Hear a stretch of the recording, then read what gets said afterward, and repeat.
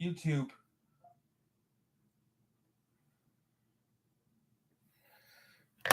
Hey guys, Ty here.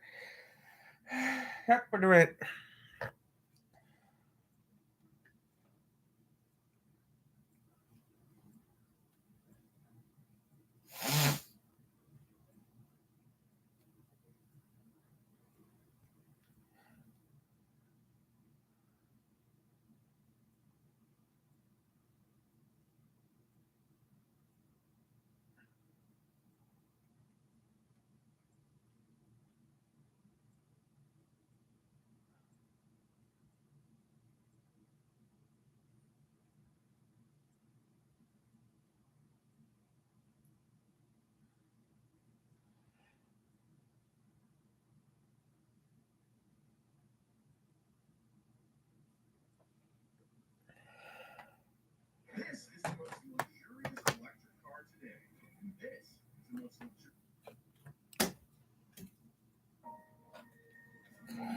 When we are space, we are unconfined, free to travel the worlds inside our minds.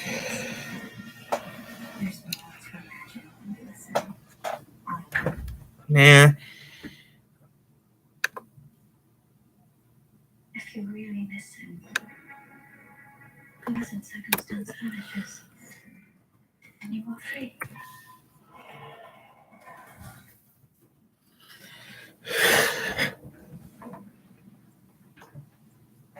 This is the most luxurious electric car today. This is the most luxurious electric car from 1909. That's right. This electric car right here is 114 years old. Alcohol and snow work perfectly. Electric cars like this one have been with us since the dawn of the automobile. Why did it take 100 years for electric cars to get good? We're going to look at what a century of technological advancement looks like. Oh yeah, this guy's here. Chileno. Let's talk about what this ancient EV is and why it even exists.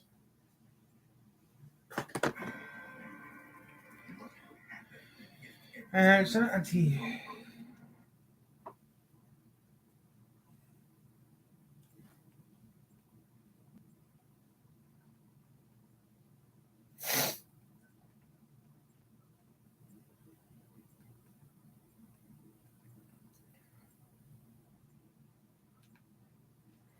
Ford was a British truck manufacturer that in the early 20th century was most famous for its massive steam lorries like this one here. They could be seen all over England doing various industrial needs.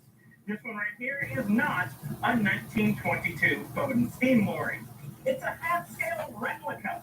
And yes, it works. Fully functional. It's got a steam engine and everything.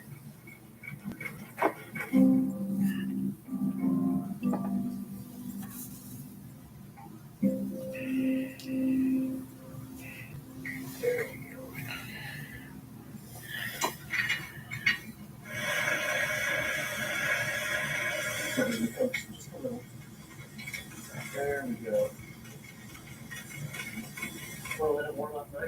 I need about $5,000. I need about $1,000 to do that. Picks up the water, and you cut back on it. And it's fine.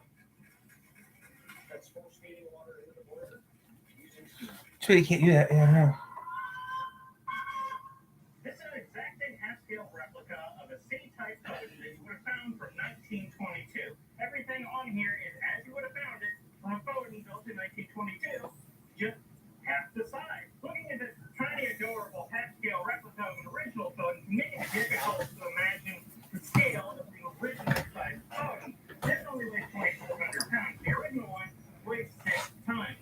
And to give you a sense of scale, here's the half-scale doors. They're a little bit small.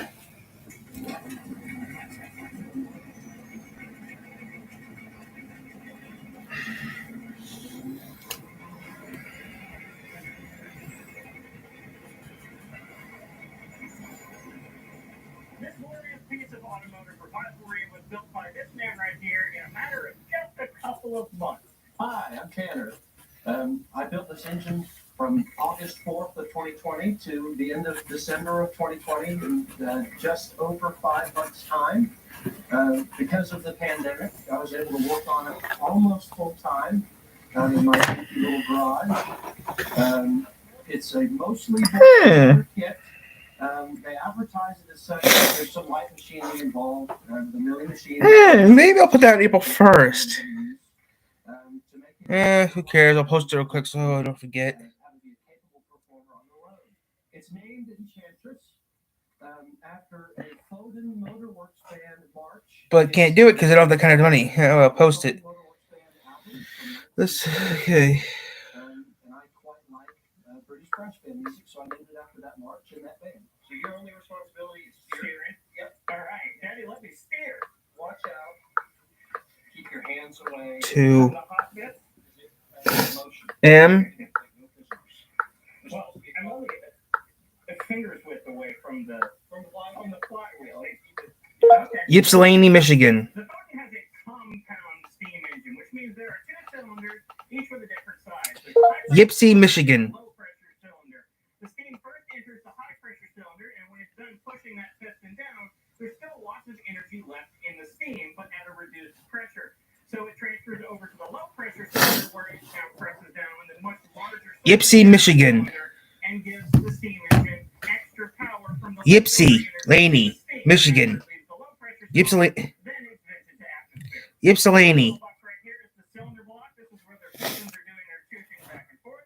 These are the crosshead guides. The entire purpose of these is to keep the pistons square in the cylinders because the pistons are thin, and without them, they would just be wobbling around in the cylinders. And this is the crankshaft. It is a roller bearing crankshaft, except for where the connecting rods connect to the crankshaft. On one end of the shaft is the flywheel, on the other end is a very simple gearbox. And this, like most steam engines, is double acting. Steam acts on both sides of the piston, so every stroke is power. All right. There we go. I gotta fix it.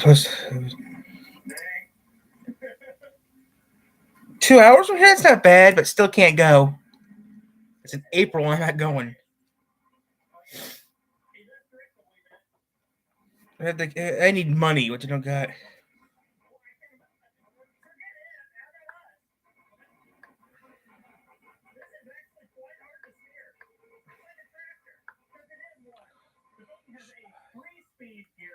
With neutral, and because the gearbox is a total off-oiling system, you can see right into it. This is Push.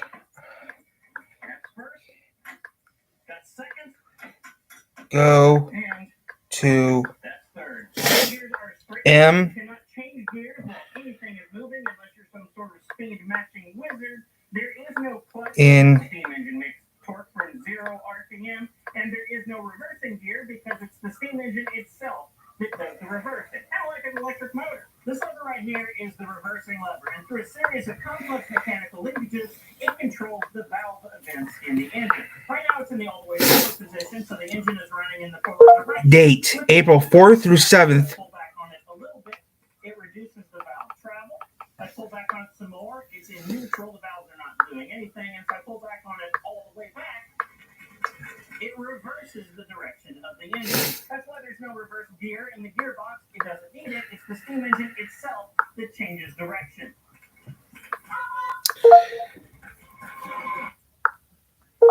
Can't go because I have no money.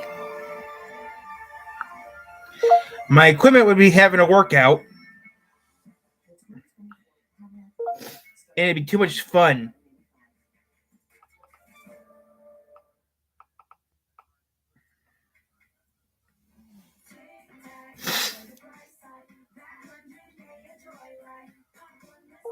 It'd be too much work for me to work.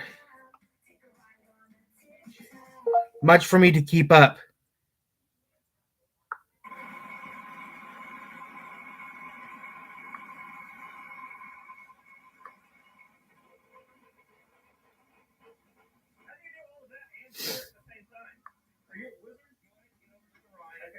A steam engine makes torque from 0 RPM, but what happens if the piston is at top dead or bottom dead center?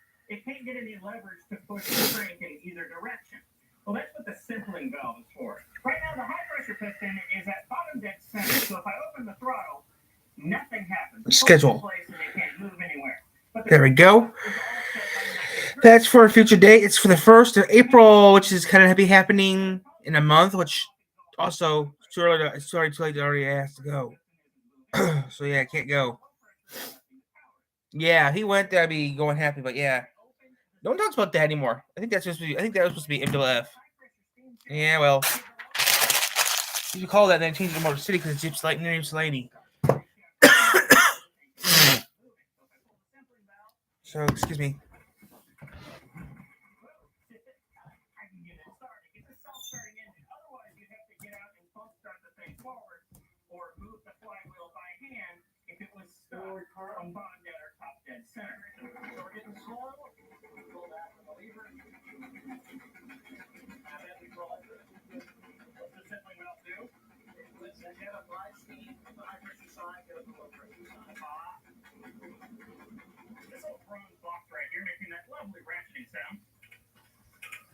Is the mechanical lubricator for the cylinder. And yes, it is a total off-oiling system. Everything has to be oiled manually via these little oil pots that you see all over the engine. And all of the excess oil just gets dumped on the ground and flung absolutely everywhere. You have to constantly keep this thing oiled up. And the builder of this tells me that this mechanical lubricator box will last for about 2 miles when you have to fill it up again. This one right here is your parking brake. It just turns a threaded rod, which pulls up on a cable, which pulls the axle brake in back. This is your steering tiller. This is your reversing valve, the throttle valve. This is your gear change linkages over here. Some various steam controls. The injector, the ejector for the siphon. Your firebox is down here, and this is your sight glass to tell how full of water your boiler is. The Foden uses a conventional steam boiler with a firebox, boiler barrel, and a smoke box. The firebox is a box with a tube sheet on the front and stay bolts connecting to the outer skin of the boiler. It's surrounded by water, and inside of that inner box sits the fire with a firebox door that you shovel coal to.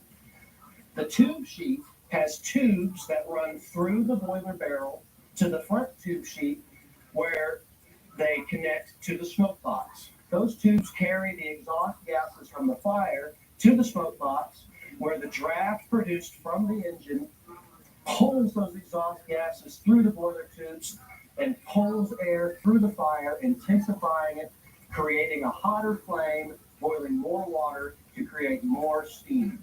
Temperature and steam pressure are directly related. In this case, the hotter the fire, the more boiler pressure we'll have. Standard operating pressure for the boiler is 150 to 200 psi, but to keep it from going over 200 psi, there's just a simple spring-loaded safety release valve that vents steam to atmosphere right here. This truck is rear-wheel drive and chain-driven, and if you can see how big the chain is on this half-scale model, imagine how massive the chain was on the full-size photo.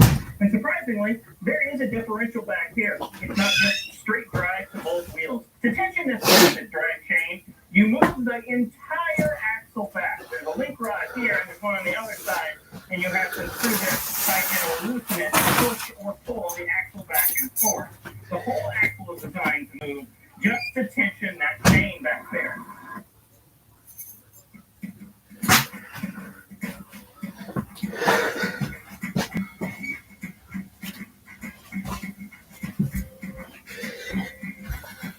So that's what we're going to do today. Reset. This and get this. Dare to dish different